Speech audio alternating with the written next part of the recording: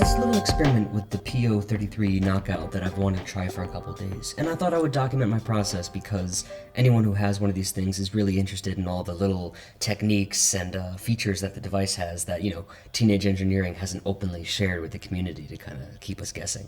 Anyone who knows this thing is very well aware of its limitations, whether it's the 40-second record time or the super low sample rate, bit rate. What can we do to improve that sound? That's kind of what I'm after today. There's a technique I have in mind. Typically, your process of getting a sound into the device is this, right? Where you would import the sound, and there it is. And of course, there's the technique to double your sample time by recording everything at a higher speed. And then just pitch down. And there you go. Essentially, the same exact sample, just at two different bit rates. Now, this second one is noticeably, lo-fi, much less quality and clear as the original sample, but it takes up half the time. And when you have 40 seconds of sample time, it's, super valuable. But the idea that I had was, what if you were to do it the opposite way? What if we were to record at a slower speed and then speed it up? Is this a way we can possibly increase the quality of the samples in this device? In theory, we'd be getting a little bit more sample rate because there's more data being played at one time, right? And this might be a way for us to increase the overall quality of the sound of the device. You're probably thinking I'm crazy because we only have 40 seconds of time. Why would we waste half of that just to make the quality better? Well, I'm seeing more and more people making whole albums on the PO-33 and kind of just doing one song at a time, or sometimes even one verse at a time. So if there's a way to get the quality better and limit how much you're able to do with the device at one given time, then I thought it was worth a shot. So this is our hypothesis. We might be able to make the pocket operator sound a little bit better if we can sacrifice a little bit of the recording time in order to import slowed down samples and then be able to speed them up. Will it work? I don't really know. So we're going to find out together, and we're going to document the whole process. So here's how we're going to go about it. First off, we're going to record some samples using a nice microphone. We're going to record them into Ableton. We're going to record them right over here. And we're going to then slow down the sample and speed them up. We're going to import all three. We're going to import all three recordings into the pocket operator, and we're going to play them back. We're going to pitch bend them so that they're all kind of the same pitch. And then we're going to record those back into Ableton. Once we have those all recorded into Ableton, then we're going to analyze them. We're going to see how they sound, and we're going to determine if this is actually something that you could do in the future. Now, I'm no scientist here, but I figured this was something I wanted to try and do the right way. So we're going to do this not only with one instrument, but we're going to try with a few different samples, okay? We're going to do everything sample-based, and it should be fun. So let's start off with a real sample. We're going to record that right now.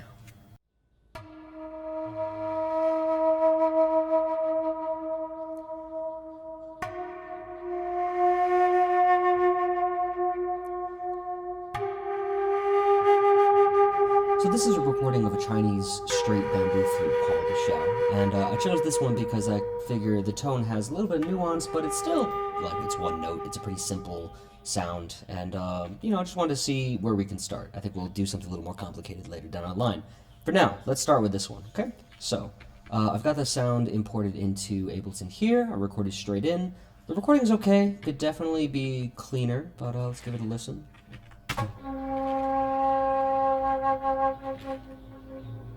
Okay, not bad. I like it. Alright, I'm going to pick this first note. I know I recorded a bunch, but I like the lowest note the best. It's kind of the woodiest and the prettiest sounding, so let me just clear out the rest.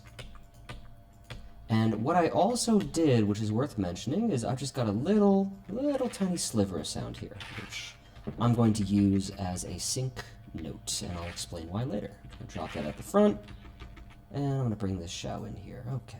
Here we go. So now, if I play back, there should be like a nice little loud... that little click. I'm going to give it a little more space. We have a...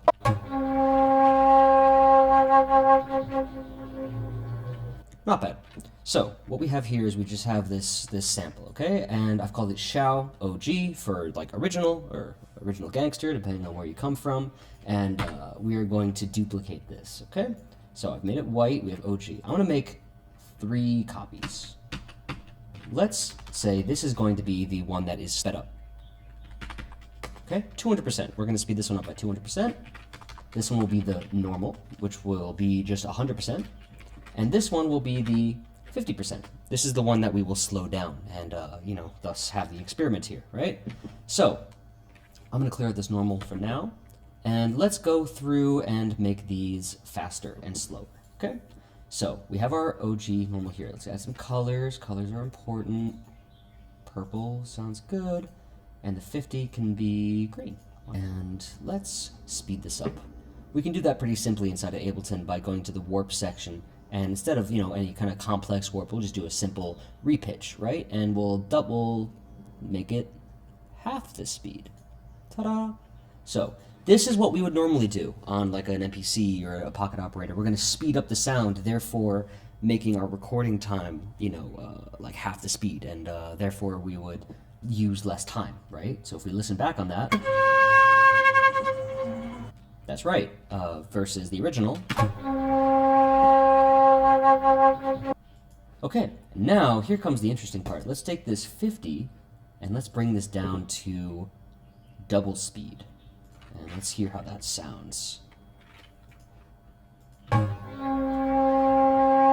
Oh, see, I didn't change the to repitch. We have to go to complex. There we go.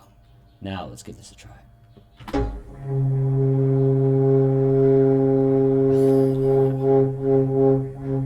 Yeah, like a foghorn. I'm into it.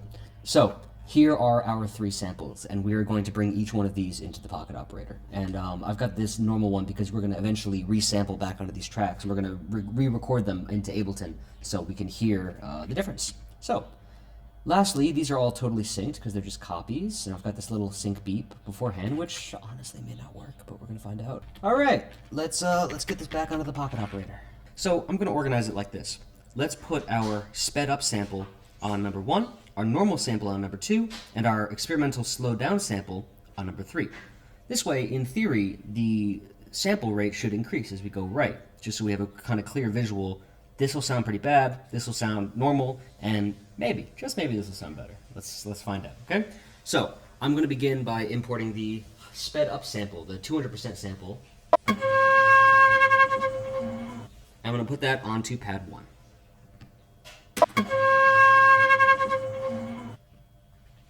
Okay, now, that recorded okay. And just ignore that little sync beat for now. That's going to help us out when we're comparing these later. I'm going to go to the effects, hit our tone, and bring down the pitch.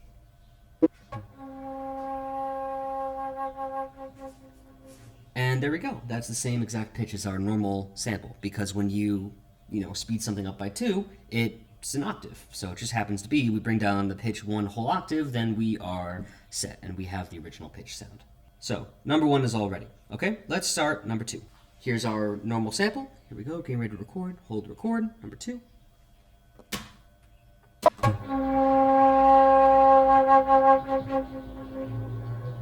And there we go, our normal sample has been recorded. So let's just do a quick comparison. Go to sound 1. Okay, and number 2. Okay, now comes the time for experiment. Okay, let's bring in our slowed down sample at a whopping 10 seconds long. Here we go.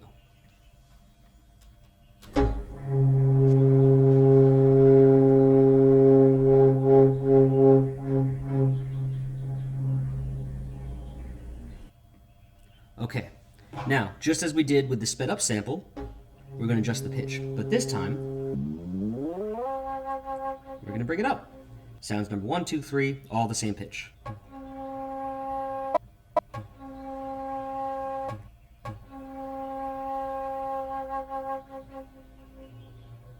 You might have already heard a difference, or maybe you haven't. So what we're going to do now is we're just going to quickly re-record these all into Ableton. First of all, what can we see with our eyes, right? Is there any noticeable difference using waveform? Really? No, there's not. Because these are all essentially the exact same sound, right? They've just been pitched and repitched and re-recorded and not. Let's just boost up the gain a little bit and see what happens.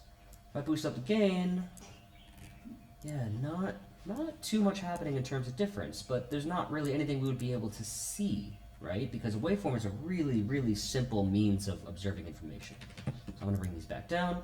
We're going to use some audio software just to look at sort of the waveform and the spectrogram, have a better look at what these files actually sound like, believe it or not. Right now I'm going to be using RX8 from Isotope, but of course you can use, I think Audacity might have this feature as well. There's also some, some freeware out there that does the same. But I'm just going to drag each of these into RX and see what happens. Okay, so this is 200, which is the one that we slowed down.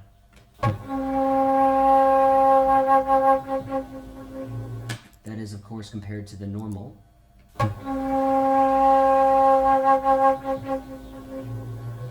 And the newfound one, the sped up one.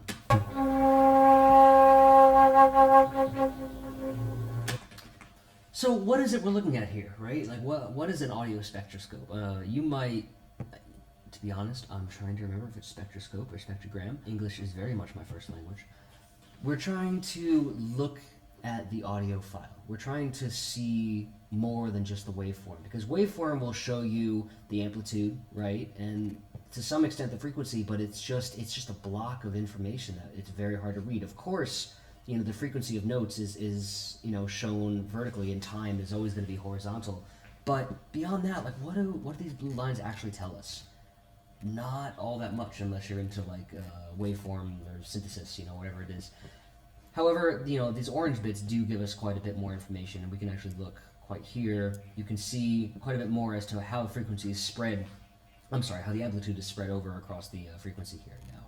I don't really claim to know what I'm talking about with these, but what I do know is that this is probably the best chance we have at seeing the nuanced differences between these three tracks, and this is why I chose to show you the spectroscope-gram. We have a look here, we can scroll between the three, and we're seeing just the most minute differences here. Now what's going on? Looking down, you can see some of the frequencies in the high-end range, between, you can see the decibels here and frequency over here. You can see little bits of more noise growing as we speed up. But the question is, can we hear it? Does it really matter? Let's just listen again.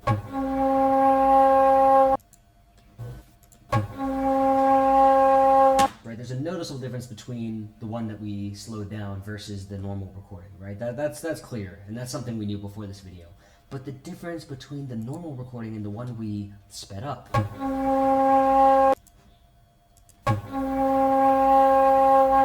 So your judgment is as good as mine. Your judgment's probably better than mine, to be honest, but what we have here is, to some extent, a difference. Now what do we do? How is this going to translate to something more complicated? So now I'm going to use a different instrument and do the same experiment, but I promise this won't be much faster.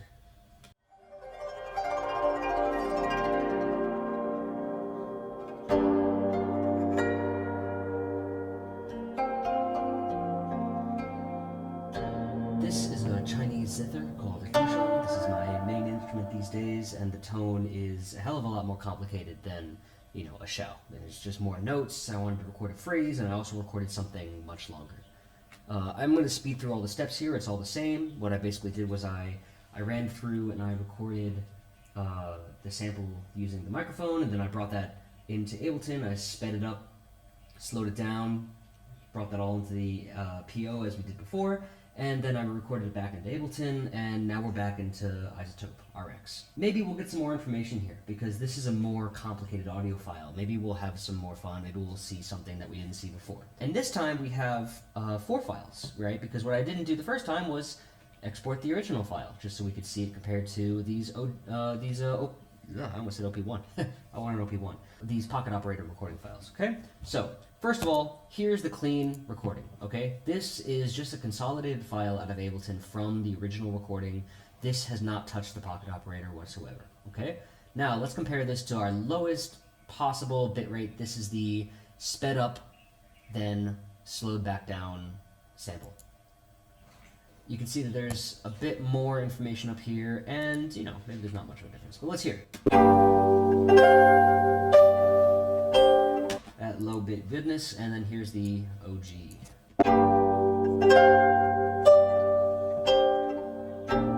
Now, how much can we really see this difference?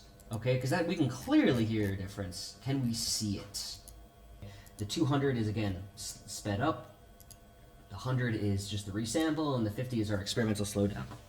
Now, for some reason, the OG sample cut off, the resample cut off a little bit early, but that doesn't have anything to do with our experiment. What can we tell about these recordings? What do we see in the spectroscope? These little bits of noise are very distinctly different. If we look a little bit closer, let's zoom into this second waveform here, okay, on each of the three. Now again, this is the lowest, this is the middle, and this is the highest. And if we go to the original, okay, so there clearly is a difference, right? You can see that. Do you want me to explain what this little invisible line is? I can't. I really can't. I couldn't tell you what all this means. I mean, you can kind of hear it. You can kind of hear just the lack of clarity in the lower phi 1. Is there enough of a difference between the normal resampling and this sped up one? This is the golden question that we're hunting after in this video, which God knows how long it's going to be. Maybe these weird patterns are just a little bit more distinct, but it's very hard to tell. Is it enough of a difference to warrant the time on your card? Let's listen.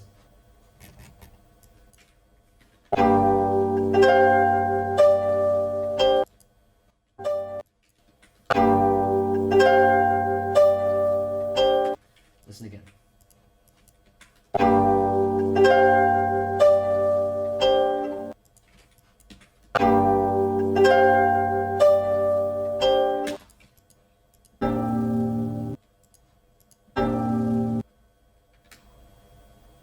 You hear anything?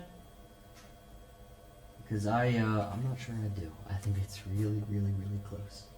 So this is a much more complicated sample than the Shao, and similarly, the difference is very, very hard to hear. I think it's there, but that might just be my imagination. And we're gonna try that in our third instrument. We're gonna try one more thing. We're gonna try drums, and we're gonna see how that sounds. Okay, so it is nighttime now, because this last part of the experiment took me quite a bit longer than I expected, so forgive the change in lighting. But what we're trying to do is we're trying to continue the experiment with sampling a much longer sample now, 16 different pads, all from machine, and get them onto the pocket operator, and see if we can tell a noticeable difference between the slowdown, the normal, and the speed up.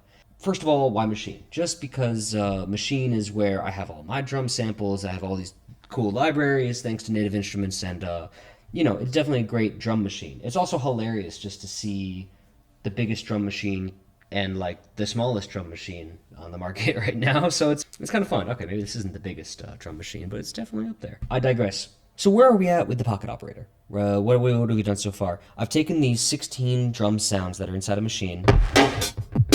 I put them all inside of one choke group, so no two drums play at the same time. And I've put them on a very simple sequence, as you can see here. And that way the notes are perfectly evenly spaced apart.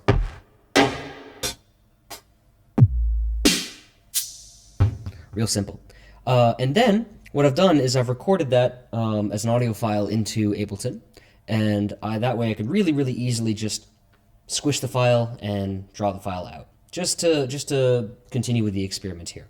Then I've recorded these drums into sounds 1, 2, and 3. This is the double speed drum, this is the normal speed, and this is the half speed. Now for anyone who doesn't know about recording drums into the pocket operator, you should almost never ever ever record drums into the drum banks directly, because you're relying on the very haphazard transient detection software inside of the pocket operator, which is just no good.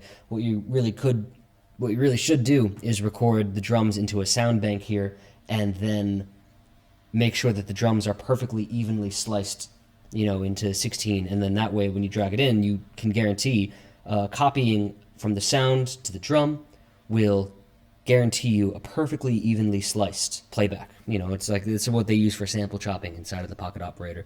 Okay, just adjusting ourselves a little bit. Let's have a look at the sound, okay?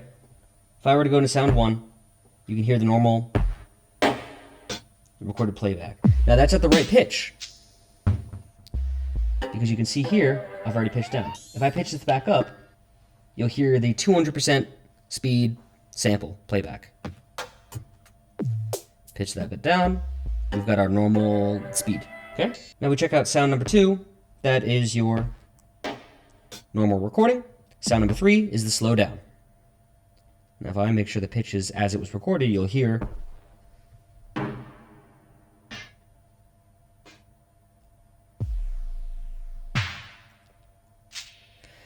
Now this is I think a 21-second recording, and I still feel it wasn't long enough. And what that means is that this is just this is literally half of your audio recording time for one drum kit, which means you wouldn't have time for another drum kit of the same length. This is a very, very time-consuming process with regards to that 40-second recording time on the pocket operator. So this 21-second recording here, bring the pitch up. Now we've got our normal drum kit. Now, listening to the sounds copied into the drum bank here, you can hear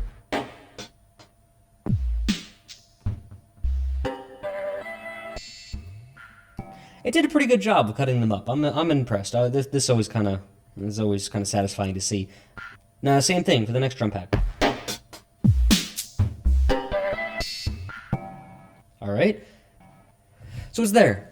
You may not hear a difference yet, but we're going to have a look into the RX one last time, and we're going to see if we can see or clearly hear the difference between our normal sample and our high-end, sped-up, slow-down sample. Okay, so we are back here in RX, and we have these 4 files. We have our original recording. We've got our sped-up file, then slowed down for the sake of saving time. We have our original resample. And we've got our mysterious slowly pitched down, then sped back up using the pocket operator software here. So it's obvious that there's a difference between the original here and this, lo-fi. But let's see if we can really hone in visually on what the difference is. Maybe that'll help us understand what we should be looking for here. So in particular, I'm going to pay attention to this bass note here. So let's just loop that and give it a listen. All right, and let's go to the original here. All right, I'm going to zoom in, and I'm just going to give this a huge view here and here. So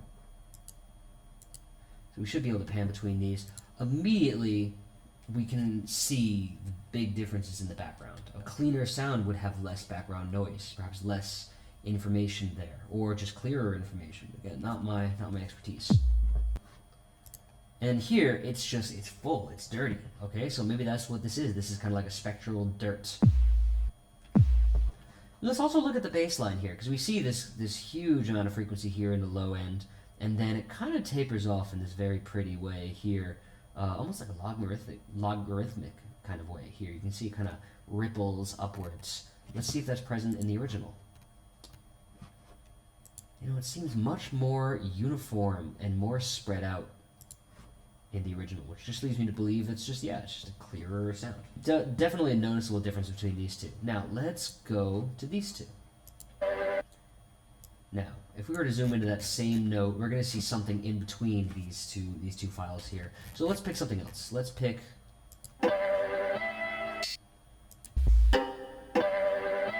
I'm kind of interested in this particular sample here, and this is definitely going to end up in the final beat. Let's grab this.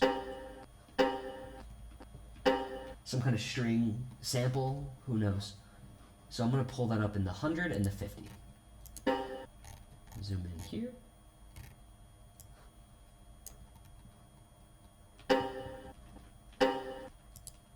Alright, let's see if we can notice a difference.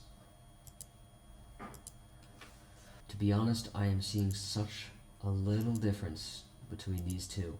I'm noticing in our normal sample we have some of that streaking here in the higher frequency that isn't present in the slowdown. That could be a good thing, that could be a bad thing, honestly. Maybe this sounds worse. I definitely had to consider that. Oh, but look at this frequency information down here, okay?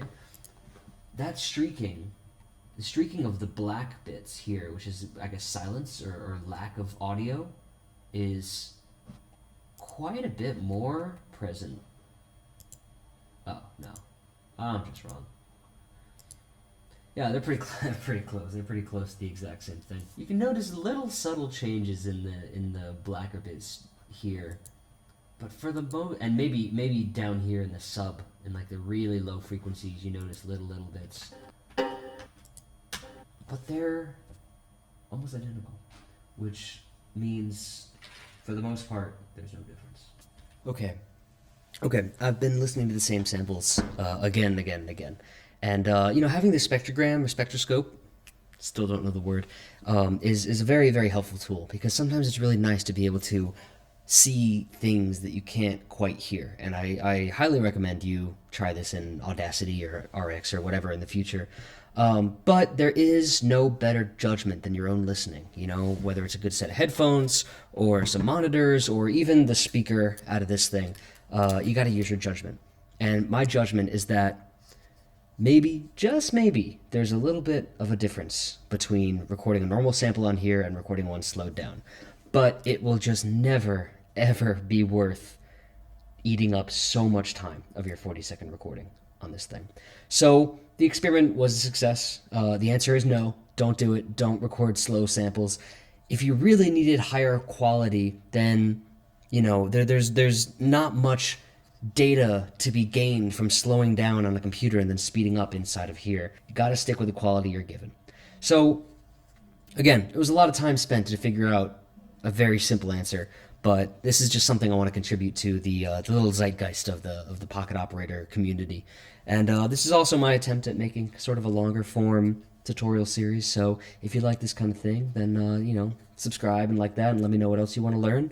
There's a lot more coming. So thanks for taking the time, and I'm going to finish this video with a little beat made with all these slowed down, sped up samples. So thanks for watching.